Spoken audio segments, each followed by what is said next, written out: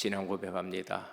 예수님은 나의 주인 되신 그리스도이십니다.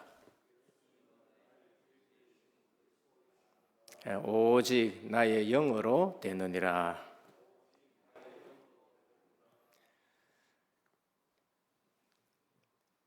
오늘은 새벽에 나오신 분들에게는 조금 깊이 있는 말씀 몇 가지를 드리겠습니다. 우리에게 지금 혼란을 주고 있는 부분이 오늘 또 회개라는 말씀이 나오는데, 회심은 뭐가, 회개는 뭐가, 신앙은 뭔가라는 것을 좀 정리를 하고 그 다음에 오늘 본문에 대해서 말씀드리겠습니다. 회심은 죄로부터 돌아서는 회개의 요소가 있고 하나님께로 향하는 신앙의 요소가 있습니다. 그래서 칭의가 신분의 변화를 가져오는 선언적인 행위라고 말씀하면은, 회심은 성령, 심령 내부를 변화시키는 재창조의 역사입니다. 그러니까 회심이란 것은 그리스도 안에서 우리가 재창조가 되어지는 것이고, 칭의는 하나님의 자녀가 될 수 있는 선언적인 행위인 것입니다. 중생은 하나님의 단독 사역으로 이루어집니다. 내 힘이 이루어지는 것이 아니고 하나님의 단독 사역인 겁니다. 회심은 하나님과 인간의 협력으로 내가 의식적으로 자각 속에서 이루어지는 것입니다. 회심은 세상의 죄악을 떠나서 하나님의 말씀을 따라가는 것이고 근본적인 생활의 방향 전환이 되는 것입니다. 그래서 회심 가운데 회개는 율법을 통하여 이루어지는 것입니다. 신앙은 복음을 통하여 이루어지는 것입니다. 그래서 우리가 회심은 뭐고 회개는 뭐고 신앙은 뭔가를 아셔야 됩니다. 우리가 건강한 신앙생활은 이러한 부분이 지정이 이처럼 세 가지로 우리가 균형 있게끔 우리 삶에 적용이 됩니다. 회개는 죄를 깨닫고 슬퍼하는 것이 아니고 죄에서 완전히 떠나는 것이 회개인 것입니다. 죄를 깨닫는 것은 지성적인 요소입니다. 아, 잘못됐구나. 지성적인 요소입니다. 그리고 회개는 실제적으로 다른 짝으로 신앙은 하나님의 대상을 인식하게 되는 것을 우리 지성적인 요소라고 말하면, 그 하나님을 바라보는 것은 의지적인 요소고 그분을 기뻐하는 것은 감성적인 요소인 것입니다. 그래서 우리의 신앙생활이 지정의에 근거한 건강한 신앙생활이 되어야 됩니다. 깨달은 것만으로 되는 것이 다가 아니고 우리의 그 올바른 하나님의 말씀으로 우리가 죄인인 것을 깨달았으면은 그것을 마음으로 통회하고 슬퍼해는 감정적인 요소가 있어야 되고, 그리고 의지적으로 우리가 하나님께로 나아가야 되는 것이, 그게 올바른 신앙생활입니다. 그래서 그리스도가 우리의 구원자라는 것을 깨닫게 되어지고, 그리고 우리 마음으로는 그것이 기뻐지고, 그리고 내가 하나님의 자녀답게 살아가야 되겠다, 이렇게 되는 것이 신앙의 지정의 요소가 되는 것입니다. 그래서 회심은 단 한 번으로 우리가 방향 전환이 되는 것이고, 그러면서 실제적으로 우리 삶의 큰 변화가 되어지는 재창조의 요소가 되는 것입니다. 죄는 어떻느냐? 회개는 뭔가? 회개는 회심한 자들이 실제적으로 반복적으로 우리에게 있는 죄성 때문에 넘어지고 자빠지고 하면은 그것을 우리가 하나님 앞에 잘못되었다고 고백하고 용서받는 것이 그게 회개인 것입니다. 신앙은 여기에서 미래지향적입니다. 회개는 과거 지향적인 것 같으면은 신앙은 이제는 믿고 하나님께로 나아가는 것이고 하나님께 방향 맞추는 것입니다. 우리 삶 속에 오늘날 뭐가 잘못됐느냐? 이 부분에서 지금 구분이 안 돼서 구원받았으면 다 끝났다 하면서 회개가 없는 삶을 살아온 것이지요. 그러니까 뻔뻔해지고 교만해지고 그러면서 실제적으로는 영지주의처럼 살아가게 되는 것을 볼 수 있습니다. 오늘 고린도 후서 7장 1절에서 11절에는 이 말씀을 우리에게 지금 말씀하는 것입니다. 고린도 지역은 바울의 선교지에서 특별한 지역입니다.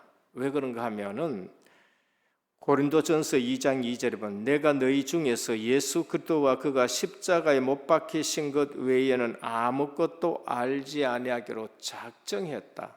선교에 있어서 새로운 다짐이 있었던 곳입니다.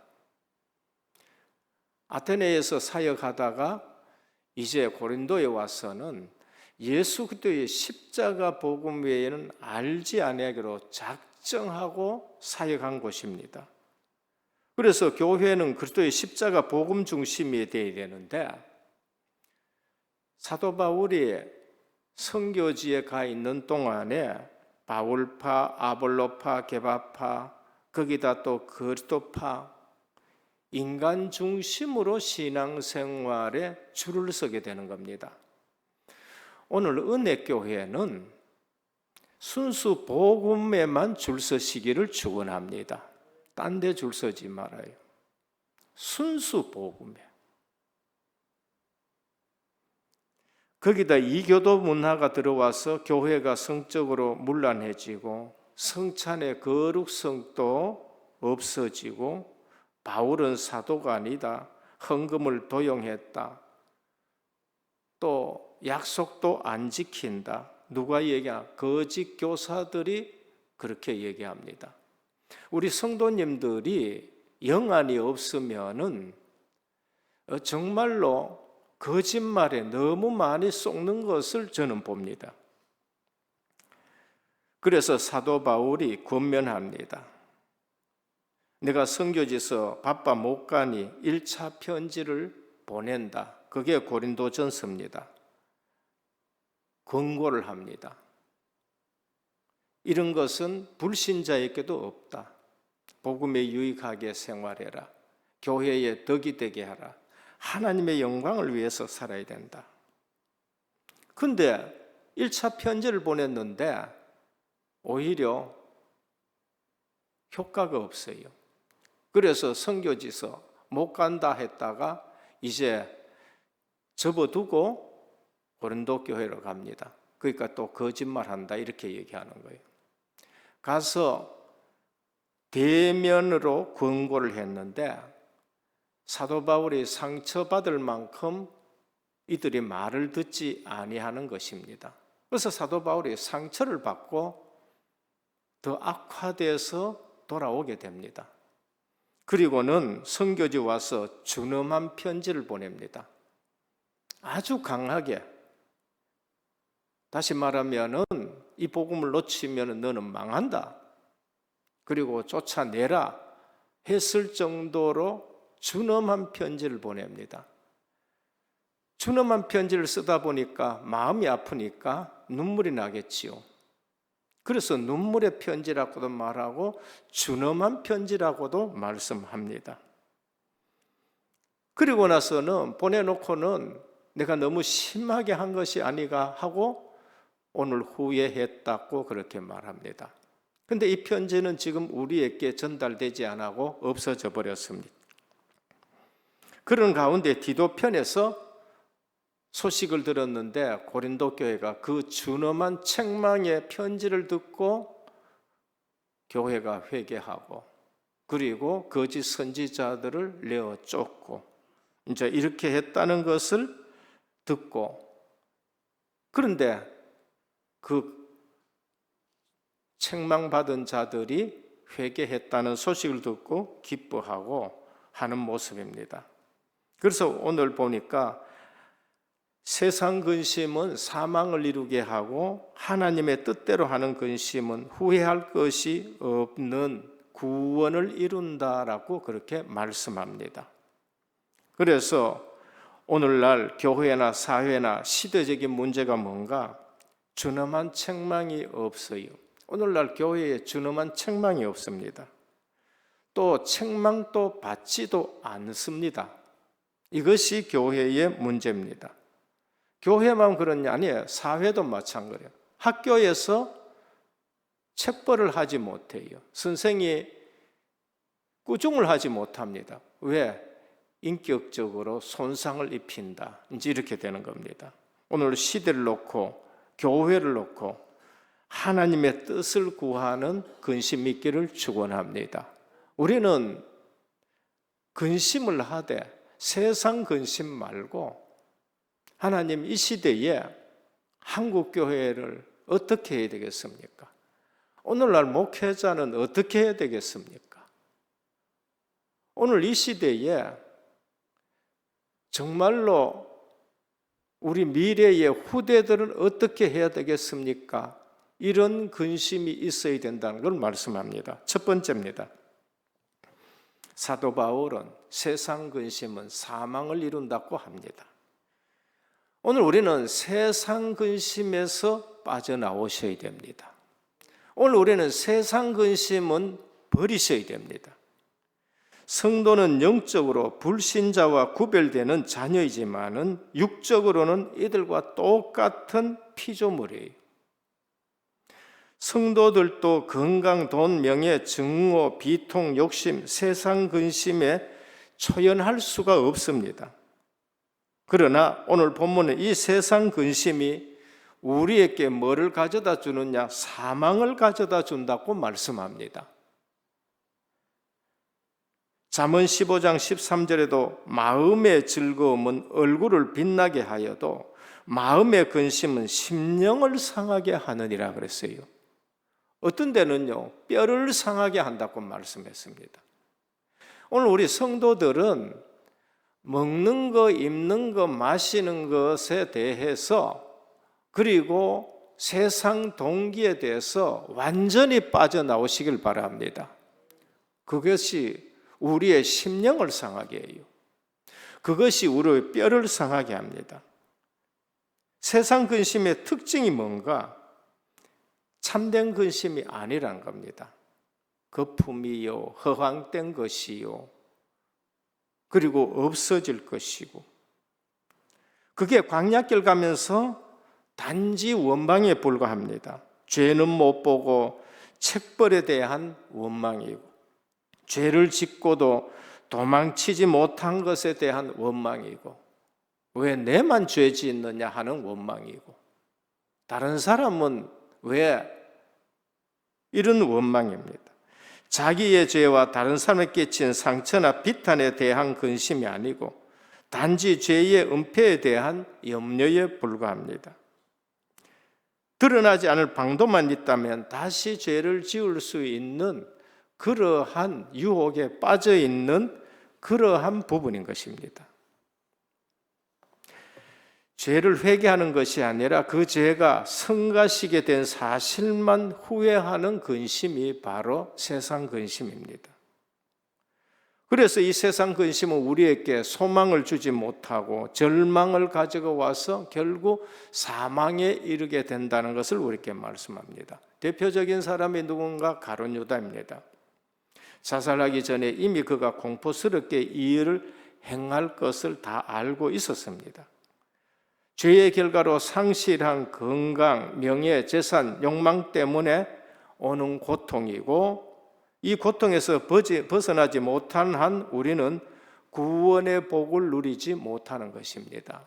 그래서 하나님의 뜻대로 하는 근심으로 이 고통을 뿌리 뽑으시기를 축원합니다. 우리는 세상 근심, 죄와 관련된 근심, 이걸 단번에 끊어내셔야 돼요.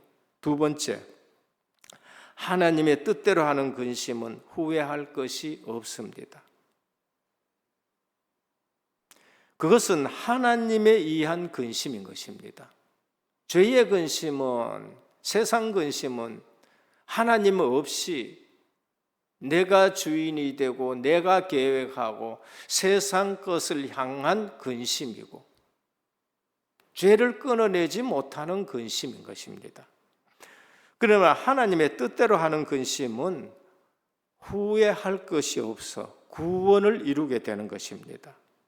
모페시라는 신학자는 하나님이 허락한 고통이다, 하나님의 영광을 위한 근심이다, 성령에 의하여 하는 근심이고 회개를 낳아 구원에 이르게 하는 근심이다. 오늘 고린도 교회가 이 근심 속에서 구원을 이루었다고 말합니다. 시편 34편 18절입니다. 마음이 상한 자에게 가까이 하시고 중심에 통회하는 자를 구원하시도다라고 그렇게 말씀합니다. 마태복음 5장 3절에 심령이 가난한 자는 복이 있나니, 이것이 바로 하나님의 뜻대로 하는 근심입니다.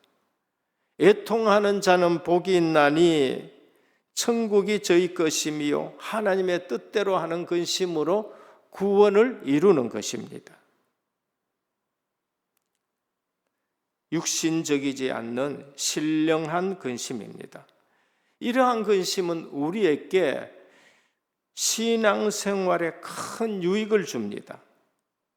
성령으로 하는 근심이기 때문에 유익합니다.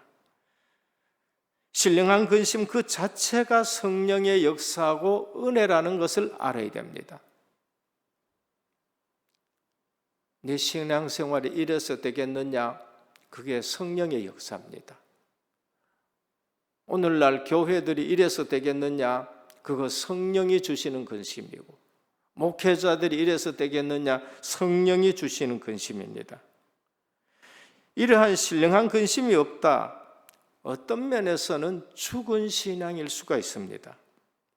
내 자신, 가족, 주변을 위한 신령한 근심은 나로 변화를 가지고 옵니다. 내가 이래서 살아서는 안 되겠다라는 변화를 가져옵니다.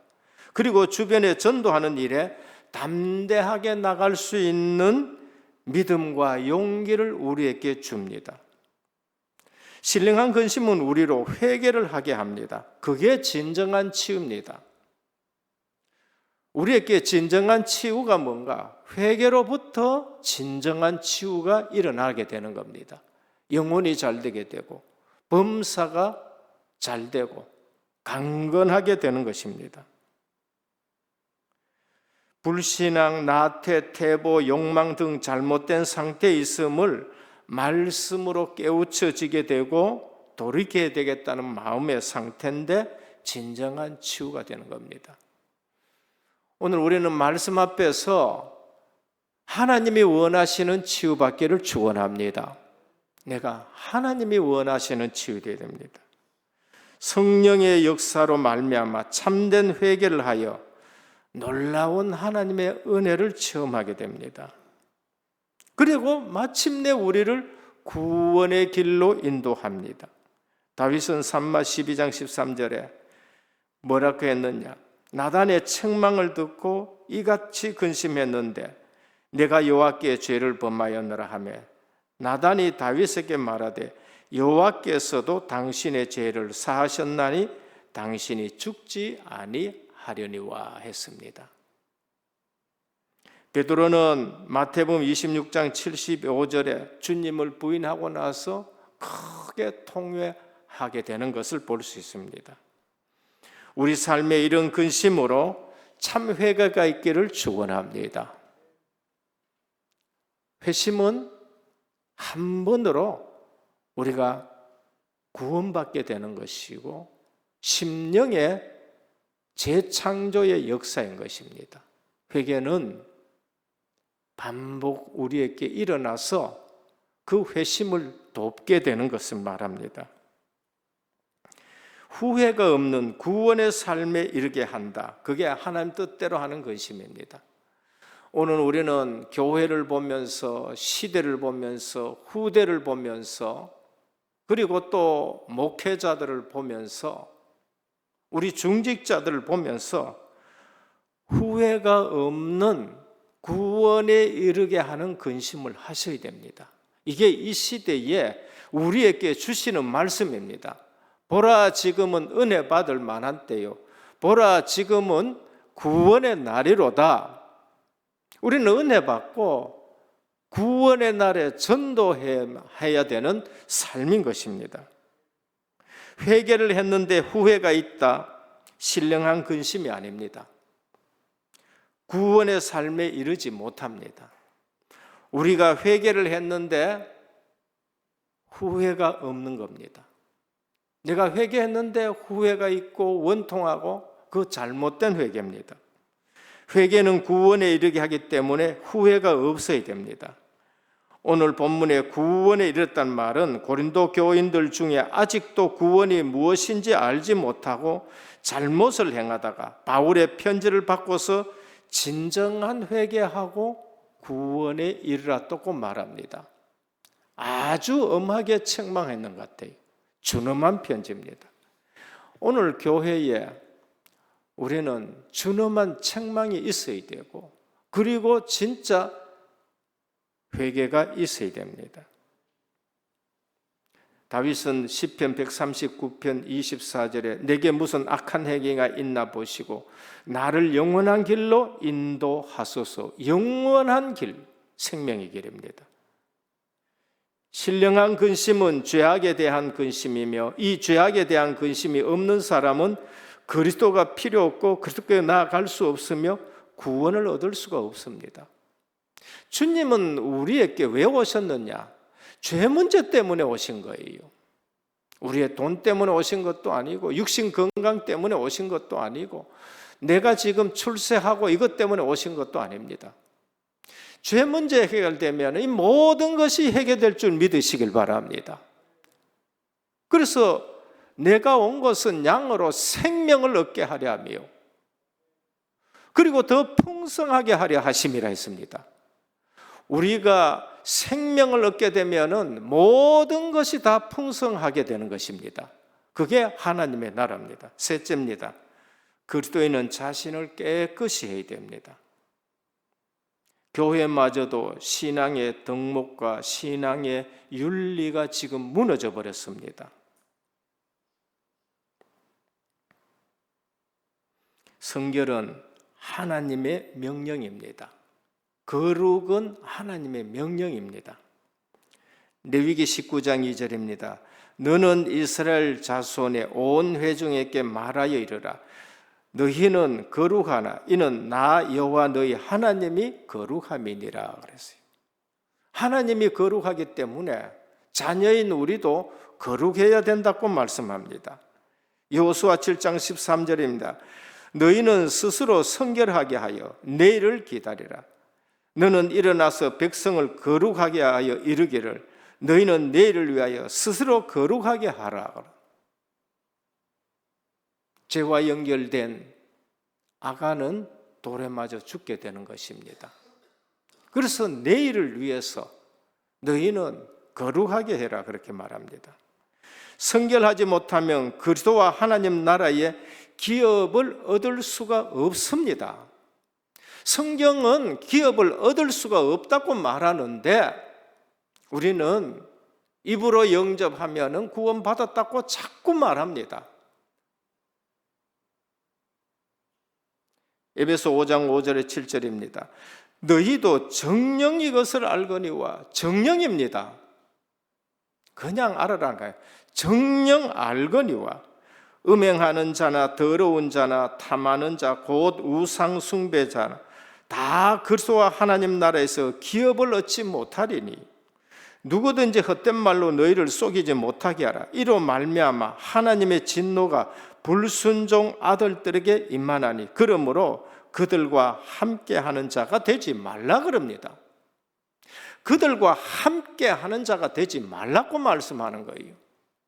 어느 시대에 오직 복음하면서 오직 선교하면서 이처럼 연속적으로 타락의 사건이 터진 때가 어디에 있었습니까? 함께 하지 말라고 말씀합니다. 기업을 얻지 못한다고 말씀을 합니다. 하나님을 두려워함으로 우리 자신을 깨끗하게 하셔야 됩니다. 신앙생활의 이것이 핵심입니다. 하나님 자녀된 자들의 삶의 핵심인 것입니다. 신명기 5장 29절입니다. 하나님을 경외하면 그와 그 자손이 영원히 복을 받게 된다 하셨습니다. 잠언 1장 7절입니다. 하나님을 경외함이 지식의 근본이라고 하셨고, 잠언 9장 10절입니다. 하나님을 경외함이 지식의 근본이라고 말합니다. 근본이 무너지면 다 무너지게 되는 것입니다. 그래서 다니엘과 리빙스톤은 하나님을 두려워하는 분입니다. 하나님을 두려워하면 다른 것은 두려워지지 않습니다. 다니엘은 하나님을 두려워하니까 왕도 두려워하지 않습니다. 사자굴도 두렵지 않습니다. 리빙스톤은 하나님을 두려워하니까 그 아프리카 험지가 두렵질 않습니다.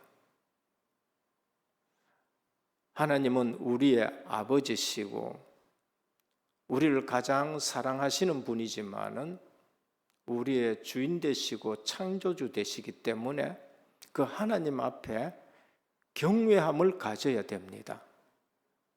그 경외함이 없을 때에 우리는 우리 마음대로 살아가서 하나님의 관계가 끊어지는 것입니다. 사람만을 두려워한다. 그러면 사람을 비위를 맞추고 살게 되는 것입니다. 마태복음 10장 28절에 몸은 죽여도 영혼을 능히 죽이지 못하는 자를 두려워하지 말고 오직 몸과 영혼을 능히 지옥에 멸하시는 자를 두려워하라라고 말씀하십니다. 오늘 새벽 기도에 나오시는 분들은 그래도 중직자이십니다. 조금 깊이 있게 말씀을 드렸습니다. 거룩함을 온전히 이룸으로 자신을 깨끗하게 해야 됩니다. 그리스도인은 자신을 깨끗하게 해야 돼요. 괜찮다, 끝났다, 아닙니다. 하나님 나라를 기업으로 받지 못한다는 것을 우리에게 말씀합니다. 성도가 거룩해야 될 이유는 하나님이 거룩하시기 때문이고, 구별된 삶을 사는 자는 땅을 차지하고 기업을 얻고 영생을 얻고 주를 보게 되고 첫째 부활에 참여하게 된다고 말씀합니다. 우리를 불결하게 만드는 세 가지가 있는데 질병입니다. 그것이 인간을 약하게 하고 정신을 쇠하게 하고 그러면서 영혼을 어둡게 하고 그러면서 더러움에 빠지게 되는 겁니다. 그리고 무지가 우리를 불결하게 만듭니다. 어떤 것이 하나님의 뜻인지 알지 못하게 해서 부지불식간에 영혼과 육체가 더러워지게 되는 것입니다. 그래서 우리는 성경을 많이 읽어야 돼요. 속으면 안 되십니다. 메시지만 듣지 마시고 성경을 읽으셔야 되고요. 성경에 근거한 삶을 살아야 됩니다. 그리고 죄가 우리를 불결하게 만듭니다. 그래서 유대인은 죄 지은 사람을 멀리 하라는 것을 우리에게 말씀합니다.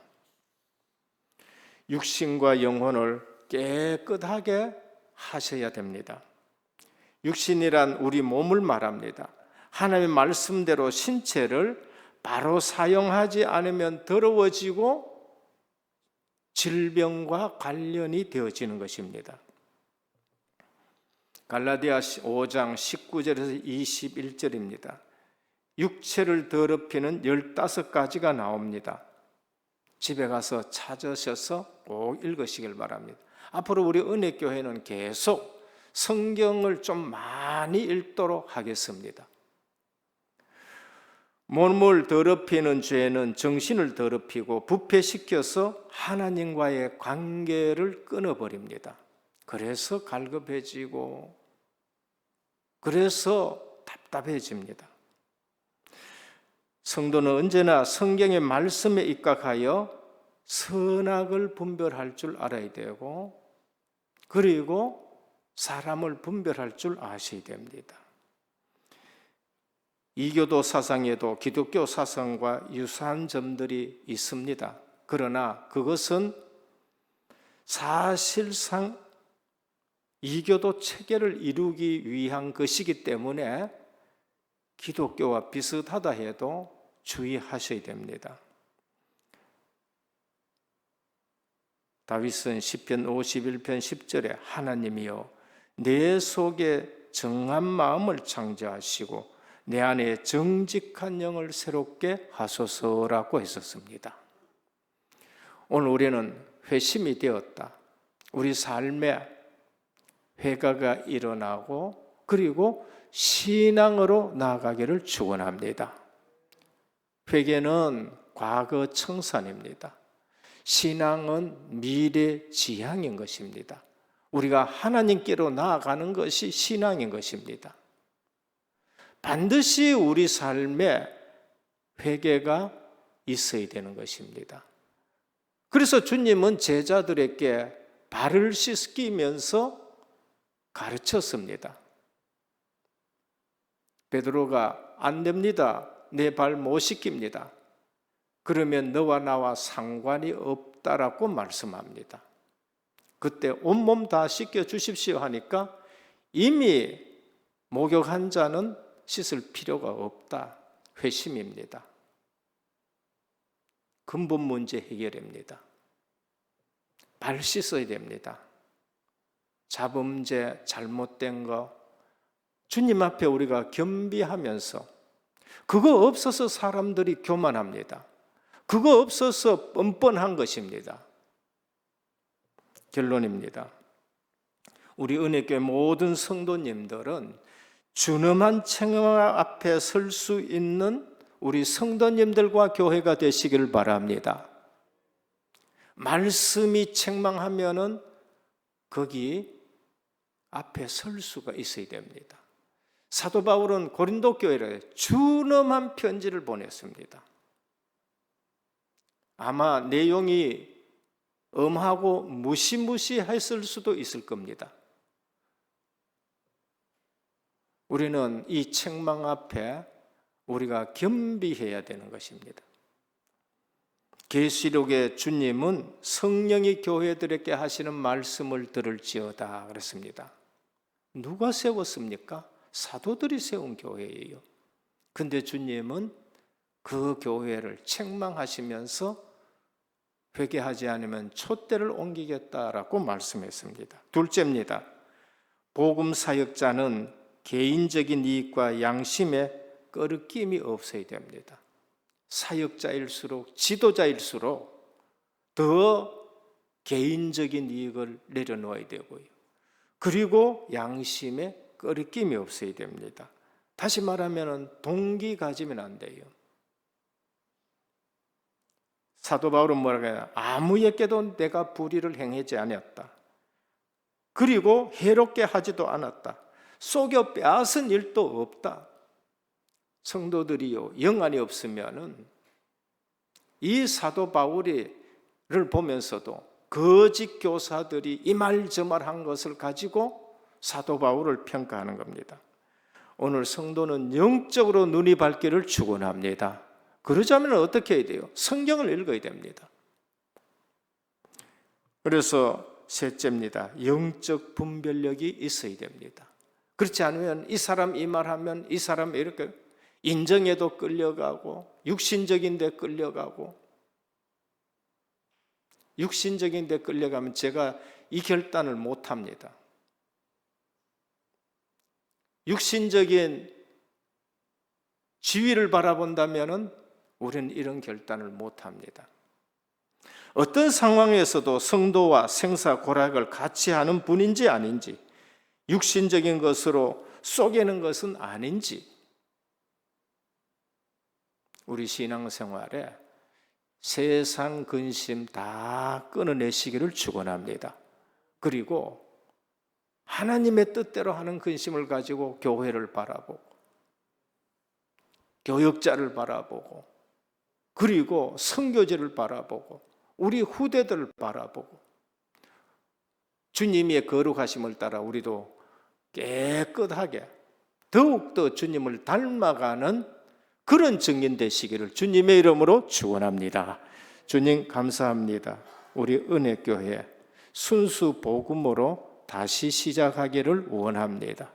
주님이 교회의 주인 되어 주시고 누구도 인간적인 주류를 따라가는 일들이 없게 하여 주옵시고, 그리고 정통성 있는 교회가 되게 하시며 오직 복음 강단으로 후대를 살리고 선교지를 살리는 건강한 교회가 되게 하옵소서. 예수 그리스도 이름으로 기도드립니다. 아멘.